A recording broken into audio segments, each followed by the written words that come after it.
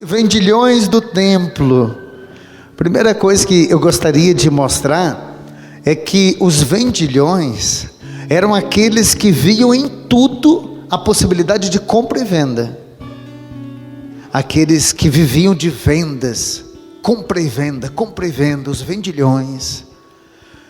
Para a gente entender um pouco o contexto da mensagem de hoje desse evangelho, Jesus viveu a maior parte da vida dele na Galileia, onde estavam ali as pessoas da periferia, os pobres, os doentes, aqueles que Jesus tinha até como os preferidos, né?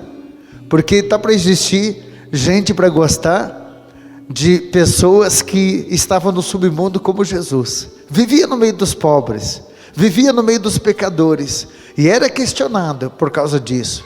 Mas ele veio para os pequenos, ele veio para os pobres, ele veio para os pecadores.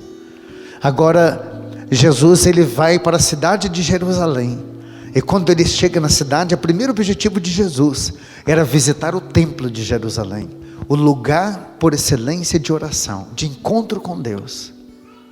Jesus bem sabia o que estava se passando lá, e segundo a teologia, Jesus vai para o templo de Jerusalém, porque Jesus quer purificar o templo, Jesus quer arrumar as coisas lá dentro, porque Jesus chega a chorar quando olha para a cidade de Jerusalém, por ver que muitos corações estavam corrompidos. E quando chega lá, Jesus não se aguenta. Ele vê o lugar sagrado, que deveria ser um lugar de adoração, um lugar de veneração, de encontro com Deus. E Jesus entra lá dentro, era só pessoas comprando e vendendo, comprando e vendendo. Os vendilhões acharam um lugar de lucro. Pelo menos 3 vezes ao ano, o templo de Jerusalém recebia caravanas de tudo quanto é lugar. Todo mundo queria ir no templo de Jerusalém, era um lugar de muita gente, e eles sabiam, ali da gente, vai dar lucro.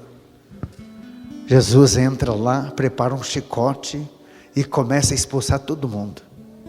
Tem muita gente que levou algumas chibatadas de Jesus lá, porque se tem uma coisa que causa ira em Jesus, é fazer de um lugar sagrado um lugar de profanação.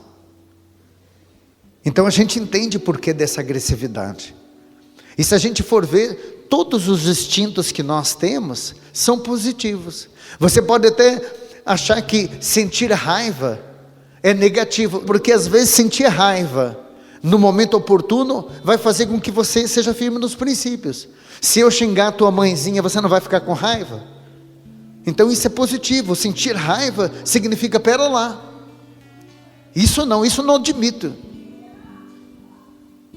Quantas mães e quantos pais que às vezes criam briga com o filho, com a filha, porque às vezes o filho quer profanar a sua casa, que deve ser um lugar também de respeito, sim ou não?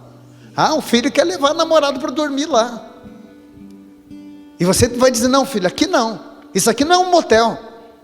Nossa mãe, a senhora está por fora, hein? Porque agora é normal na casa dos outros, aqui não. Em frente para ver, você não prepara o chicote também?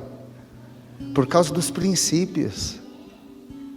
Jesus foi por causa dos princípios. Eu não admito isso no meu templo, na casa do meu pai. Ele usa inclusive uma citação de Isaías 56:7, que eles lembram, o zelo pela casa do Pai lhe consome o coração, o zelo por minha casa. Um lugar de reverência, de respeito, de oração.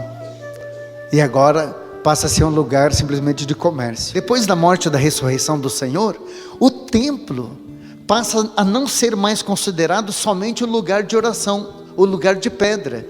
O templo passa a ser agora o nosso coração. O próprio ser humano passa a ser o templo. Veja, quem tem a palavra, eu gostaria que você abrisse comigo 1 Coríntios 3,16.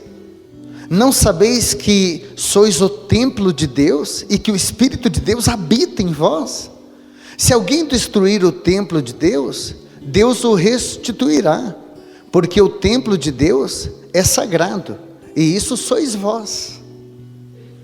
Agora, na primeira carta de Coríntios, São Paulo vai dizer, acaso não sabeis que sois o templo de Deus? E o que pode corromper o templo de Deus? a mesma coisa que corrompeu o templo de Jerusalém: o dinheiro. Gente, por unanimidade, os estudiosos, os doutores em Bíblia vão dizer: a Bíblia coloca o dinheiro como a raiz de todos os males. Tudo quanto é falcatrua, coisa que existe de má no mundo, tem por detrás o dinheiro. Então, se quer uma coisa que possa corromper o ser humano, em primeiro lugar, é o apego ao dinheiro, é colocar o dinheiro em primeiro lugar. A palavra de Deus chega a dizer assim em Mateus 6:24: ninguém pode servir a dois senhores, ou odiará um e amará o outro, ou se dedicará mais a um e desprezará o outro. E aí conclui: não podeis servir a Deus e ao dinheiro. Não dá.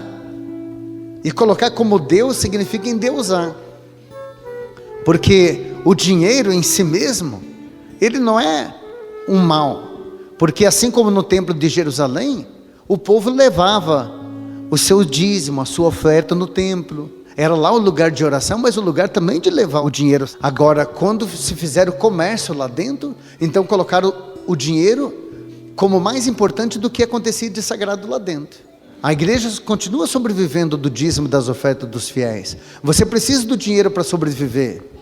Agora, quando você começa a colocar o dinheiro em primeiro lugar, você é capaz de tudo por causa do dinheiro. E às vezes até não tem nem tempo para Deus. Por quê? Porque você tem que trabalhar para ganhar mais. Você precisa fazer hora extra para ganhar mais. Às vezes até a ganância vai tomando o lugar de Deus, por causa do amor ao dinheiro. E me diga se o diabo não está presente aí. O que está por detrás hoje da droga que mata milhões de jovens? Porque isso é uma maldição no mundo. Não importa o que eu vou causar, o importante é que eu estou ganhando. E eu pergunto para você: como é que está essa relação entre Deus e o dinheiro na tua vida? E se você acordasse com 5 milhões de reais, você ficaria feliz ou não? Agora, se você tivesse que escolher 5 milhões por um dia só, ou você vai acordar vivo no outro dia, você escolheria acordar vivo no outro dia, ou 5 milhões por um dia? Acordar vivo, né? Vale a pena 5 milhões por um dia só? Então você está dizendo para mim que acordar vivo no outro dia vale mais do que 5 milhões, sim ou não? E por que muita gente hoje acordou triste, sendo que ele acordou com vida? Por que às vezes você acorda mal-humorado? Por que às vezes você reclama da vida, mesmo tendo aquilo que vale mais do que 5 milhões, que é a vida? Você percebe que nós entramos em contradição? Se acordar vivo vale mais do que 5 milhões, por que você não sorri no espelho já de manhã, dizendo: poxa, que bacana, eu estou vivo? O nosso maior bem, em primeiro lugar, é o dom da vida, e o prêmio eterno, que é a vida eterna. Vale a pena a gente viver, passar tudo o que nós temos que passar aqui, pensando em Deus, nas coisas de Deus, buscarmos ir para lá onde é uma certeza absoluta que nós vamos chegar, que é os céus. Somente quem não acredita na vida eterna é capaz de viver apegado nesse mundo, e ele quer ganhar essa vida, parece que não importa quem ele vai pisar. Os saduceus, que nem acreditavam na eternidade, diziam: vamos aproveitar esse mundo, vamos comer e beber, porque a gente não sabe do dia de amanhã. Amanhã vamos morrer, então vamos aproveitar. Mas se esse mundo não acaba aqui, aproveitar o quê, filho? Aproveitar o quê, filho? Para depois perder tudo, a oportunidade de viver eternamente ao lado das pessoas que você ama. Aproveitar o quê? Eu vou encerrando aqui com uma estatística de que no século 21 nunca se houve o que a gente vê hoje, do prazer em adquirir, de comprar, de consumir, como nos últimos tempos. O Natal está virando só um dia de comércio. A compulsividade pelo comprar chega ao ponto de que tem pessoas que vão comprar escondido dos familiares, por causa das críticas. Pessoas que passam cartão, vivem endividados, mas elas querem consumir. O desejo insaciável de comprar até aquilo que não vão necessitar depois. O comprador compulsivo, ele fica irritado quando ele não consegue adquirir, mal-humorado quando ele não consegue comprar aquilo que ele tanto quer. Muitas pessoas talvez percebem o que Jesus quer fazer. Purificar hoje o nosso templo, que é o nosso coração. Purificar o templo, que é o nosso coração.